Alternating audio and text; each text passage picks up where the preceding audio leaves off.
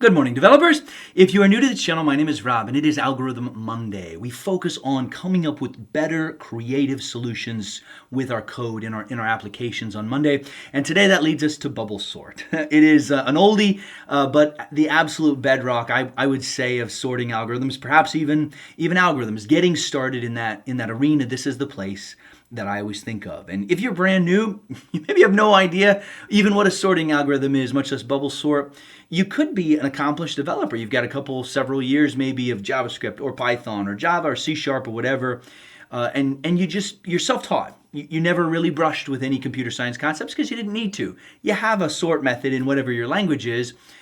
This is absolutely an awesome place to go. Even for me, I had a computer science degree, and the first couple of years, I was pretty much just trying to do my job, just do tickets, prove that I'm useful, and I got past that, and then it was like, okay, go back, and I ran into some of this stuff, and I'm like, whoa, this is awesome. My code is terrible. I can get a lot better. And this led to insertion sort, heap sort, quick sort, merge sort, radix sort, and so on. The list goes on. And we're going to have to talk a little theory here. I thought about putting it as a CS Thursday video because that's the nature of sorting algorithms. But it is an algorithm, so here it is on Monday. We're not going to talk about it because it's really efficient. In fact, it's terribly inefficient. We're not going to talk about it because it's terribly useful. It's not. It's actually really impractical. I cannot think of the last time I would have implemented bubble sort in any application. But it is so useful wherever you are at in your journey. If you're already very familiar with it, your best value out of this video is actually going to be giving back, helping other people in the comments understand why this is important, why this is useful to learn. But the value here is going to be, this is an approach, right? We've got, and I'll go ahead and jot this down. We've got a list of numbers. Let's say we've got 7, 1, 6, and 2, okay? We've got a list of numbers. We don't know whether it's sorted or not. Our job is to guarantee that it is sorted. We got to write something, okay? And that already exists. In whatever language you've got, there's some sort method that is optimized. It is internal. It is faster than anything that you can write. But the reason that we do this is, one, for practice, to come up with an implementation. But beyond the implementation, there are ways to think about this. There's nothing that you can do if you want to sort that to make it slow on a modern computer. Unless you intentionally write an infinite loop, even bubblesort, which has the worst, it's the worst algorithm that I'm aware of in terms of big O notation, it still would finish instantly. But there's only 4 numbers. What if there were 4,000? Or what if there were 4 billion numbers? Is your solution going to perform well if you're doing way too many things? If there's a way to lean it down? It isn't maybe just better user experience. It might be thousands, millions of dollars, depending on how much your application gets hit. And so that's kind of what we're looking at. Bubblesort is the best place to start because it is easy to understand. It is simple to implement. And when I show you here in a minute, I'm going to give you 3 gaping holes, okay? 3 massive reasons to say, Rob, there's problems here, and we can improve it. That is where I think this really shines, is it helps us to see small changes that can be made to our code that can reduce the time by 50%, reduce the memory usage in a big way, reduce the number of iterations we have to go to, and so on, okay? So that's really what this is all about, right? The sorting algorithm, this is the worst performing one, that's practically speaking, like I said, BOGO, and there are others out there trying to be bad. But bubblesort's not one that you would use, but it's one that is great to learn from, okay? So what I'm gonna do is I'm gonna walk you through how it works, and then we'll go through some pseudocode. I'll pose a couple questions to you as to ways that we might optimize it, and then we'll go code it out. Okay? So the way that it works is we're gonna sort these in ascending order. You could easily reverse it. You'll see how that would work. But we always start with the leftmost number, and we are going to iterate through all of them. We are going to compare the first number and the second number. Is it bigger? If it is bigger, then we are going to swap them. And in this case, 7 is bigger than 1. So we will check to see. And if it is bigger, then the next time through the list, this is what we're going to be working on. We're going to have 1762 because those two will be switched. Now our list isn't sorted yet, but we know that at least the second number is bigger than the first after this first iteration, whatever it happened to be. After comparing the first two numbers, we're going to compare number 2 and number 3. Same question. Is number 2 bigger than number 3? If no, we don't do anything. But if yes, we swap it again. And that's going to lead us to 1, 6, 7, 2. Okay? Again, we don't know if those first two numbers are in the right place or not, but we know that the third number is at this point because whichever of those three numbers, it's been moving up. It's been bubbling up. We do our last comparison here. We compare 7 and 2. Is it bigger? In this case, it is, so we are going to swap them, and that leaves us with 1, 6, 2, and 7. The list is not in order, but we can guarantee one thing. The last number is in the right spot. It is the biggest number because that's what we've been comparing. Wherever it was in the list to begin with, it's now in the right spot. The rest of them, we don't know yet. But we can guarantee after the first iteration that we have the right number in the right spot. Okay? So that is the first one. Our second iteration, we've got 1, 6, 2, and 7. And again, 7 we know is in the right spot. So we start from the left. We check 1 against 6. Is it bigger? It's not, so we don't need to do anything. So we're still at 1, 6, 2, and 7. We compare those next two. Is 6 bigger than 2? It is, so we are going to swap. That leaves us now with 1, 2, 6, and 7. Now our list is sorted, but our code doesn't know that, so we keep looking. Is 6 bigger than 7? The answer is no. That means we finish right where we started, 1, 2, 6, and 7.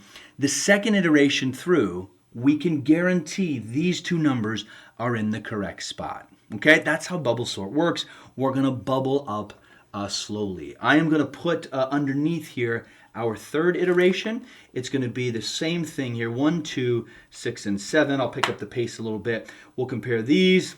They're the same, so we don't need to do anything. We're at 1, 2, 6, and 7. We're going to compare these two, right? Nope, no change. 1, 2, 6, and 7. Compare these. They're the no change. 1, 2, 6, and 7. So this third time through, we can now guarantee that these three are in the correct position. And then lastly, I'm not going to write it out, but the fourth iteration here, we have 1, 2, 6, and 7. It'll be the same process. Check that one, and that one. There'll be no change. And we can now guarantee all four are in the correct spot. They are in ascending order. Okay? That is how bubble sort works. We iterate, and there's going to be two loops. We're going to have an outer loop where we go 1, 2, 3, 4 times to get the first number in place, the second number, the third number, and then the last number. And the internal loop is going to be comparing this to this, and then this to this, and then this to this, and we end up all the way through the loop. Okay? So we're going to pseudocode this out, and then I'm going to ask you a few questions that hopefully are leading and will help you get to the right spot. As I just said, we're going to have two loops, but we'll start off with our array. We've got 7, 1, 6, and 2. And inside of that, or underneath that rather, we're going to have a loop. We'll call it I, 0 to the length of our array. Okay? This is our outer loop. And again, the outer loop is going to be this 1, 2, 3, 4. That's going to be each spot. We can't stop early, or we couldn't guarantee that the early numbers in the array are sorted. The second loop, or the internal loop, so we'll call it loop J, that's going to be from 0 to the length of the array -1. And the reason we've got a -1 there is because even though we got 4 numbers, we don't have anything to compare the last number to.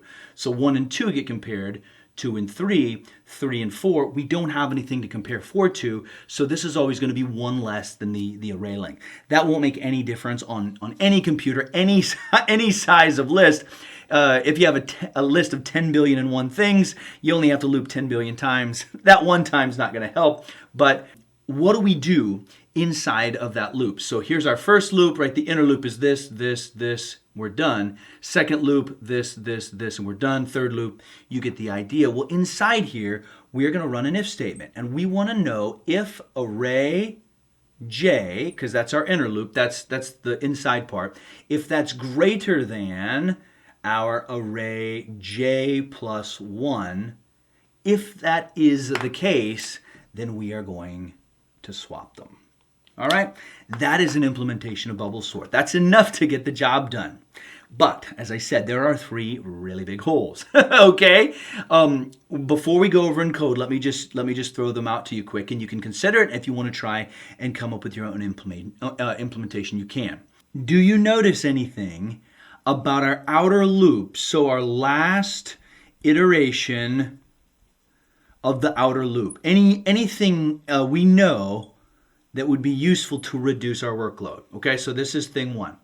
Thing 2, do you notice anything as we work our way through the outer loop that we can use to our advantage so the inner loop doesn't have to do as much work? So inner loop work as I increases. Okay, and if you don't see it, don't worry about it. We'll talk about it in a minute. Depending on how new you are, you absolutely may not. Part of getting better at this is just practice. And on that note, I'll drop my Project Euler playlist in the description. If you haven't done that, that is an incredible example to do this kind of thing. It's not all sorting algorithms, but it will just give you practice if you don't notice this stuff. But there's definitely something there that the inner loop doesn't need to be doing as much work as it's doing as I gets bigger. And then lastly, what if our list was this? What if our list started off at 1, 2, 6, 7? We would be doing all of this and nothing would ever move. Is there any way that you could implement something that would improve it so that we could be done immediately or as soon as we know that the list is sorted? Okay, those are the 3 things. If you are interested and or know what big O notation is, bubble sort, as we have implemented it, has a big O of n squared. Meaning the bubble sort worst case scenario is going to have to run n times because we have a loop inside of a loop. We have to go through the whole array out here. We have to go through the whole array again inside there. So that gives it an n squared. We can get better to some degree, right? With a little bit of optimization. Our best case scenario can actually be O of 1, meaning we only have to go through 1 time. If the list happens to be in order, we will look at that, okay? So give it a try. That's what this is all about. This is Algorithm Monday. If you get stuck or if you just don't want to, I guess it's okay. Let's go code it out. I am over to VS Code. I have a file called bubblesort.py, and I'm going to run the code over here in PowerShell. Obviously, use whatever code editor you're comfortable with. If you're not writing in Python, that's fine. You'll need to make the necessary adjustments. And if you're on Mac, you'll probably be running Python 3 as opposed to just the Python command. But I've got time, and then I grabbed start time, grabbed end time. Our code will go in the middle, and we can print off how efficient it was here with line 7. We're going to start off with our array, or our list in Python, and it will be what we had on the board. 7, 1, 6, and 2. And we will have our outer loop determines one more place each iteration, starting from the end. So let's do for I in range. We're going to use the length of array, and you can put a 0 in front of that, but this will get us from 0 to 4, so it'll run 0, 1, 2, and 3. And then we'll have our inner loop, compares all numbers, and then I'll put but the last, meaning we don't have anything to compare the last to. So I'm going to copy this, paste it in. We'll change this to 4j. It will be the length of the array minus 1, because again, we don't want to do that last one. Inside here, compare the numbers. If first is bigger, swap. So we're going to do if the array, we're going to go to the j element. If that happens to be bigger than array, it's j plus 1, so that'll be 1 index higher. Then, well, we have to play a little shell game. We need to store the value of array j inside of temp, because we're about to overwrite it. So we will overwrite array j with array j plus 1. Now we're going to set array j equal to, well, we can't do this because then they would have the same value. We're going to use temp where we stashed it a minute ago because we were very clever, and now they are switched. So this was true, so we switched the two in place. And that is enough right there. If we come all the way back out to the beginning here and we print off our array because we are mutating it as we go through, come over and run our code, we get 1267, and it didn't even register. I think that means it took less than 1,000th of a second. If I bump this over one tab, so it's inside of our outer loop, that means we'll see what the list is each time through. Let's run it again. We had 1627, so the 7 ended up in the right place. The 1 is in the right place because the 7 and the 1 got mixed or swapped on that first iteration. Then we were at 1267, so our list was already correct. I think we had the same thing on the board. If we change this up, so let's put 2 there, and we'll put 1 at the end. Let's run it again. There we go. It's much better bad list. 2617, 7's at the end. 6, 7 are in the right place. 267. And then 1267. Okay, so it looks like we are in good shape. I'm going to comment this out briefly, and I am going to make a new array, and we will run this out to 1000, down to 0, and we're going to step by -1. So in Python 3, if you're running in Python 2, I don't think you need to do this, but we need to coerce this into a list or cast it into a list. So our array is going to be in exactly the wrong order. We're going to start at 1000 and we're going to go down to the number 1. So we'll see how fast this runs. I'm going to move this back 1 so that we don't have to see 1,000 printouts. But if we come back over and run our code, okay, it looks like it basically took no time, and there you can see it is in perfect order. It took 0.08 of a second, so still pretty much instant. Now here's the optimizations that we had. Let's put them up at the top here. The last iteration of the outer loop. What do you notice? I'm gonna bring number 7 back in. It'll be a little bit easier to see, and I'm gonna move this back over.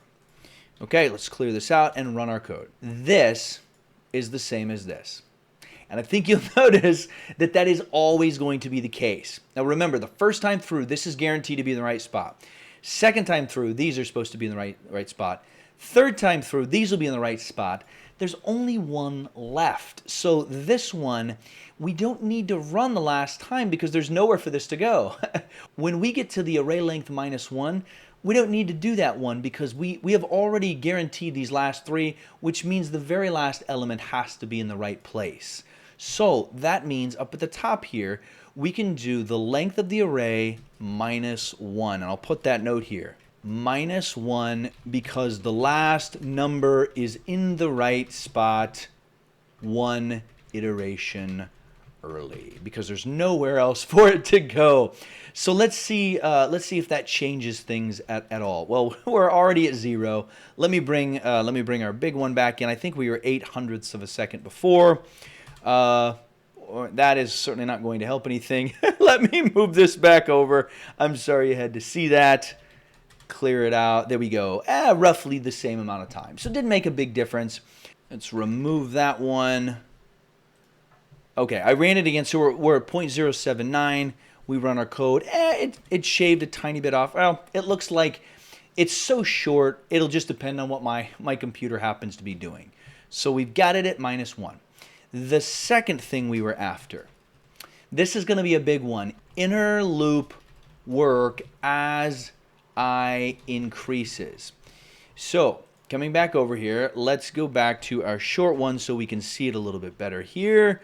7261 is now our list. We've got line 19 there. That's going to print it off each time through. Do we need to, so this is after the first iteration. Do we need to compare 6 and 7? We don't. We know 7's in the right spot. There's no reason to check 6 because it can't possibly be bigger because 7 is always going to be in the end spot by the end. For this one, we don't need to compare 2 and 6. We already know that 6 is in the right spot and so is 7. There's no reason to do that comparison. So this is going to be a big one. Instead of having to go through all of the numbers, I'm going to make a note here, we don't need to check against numbers that are sorted already.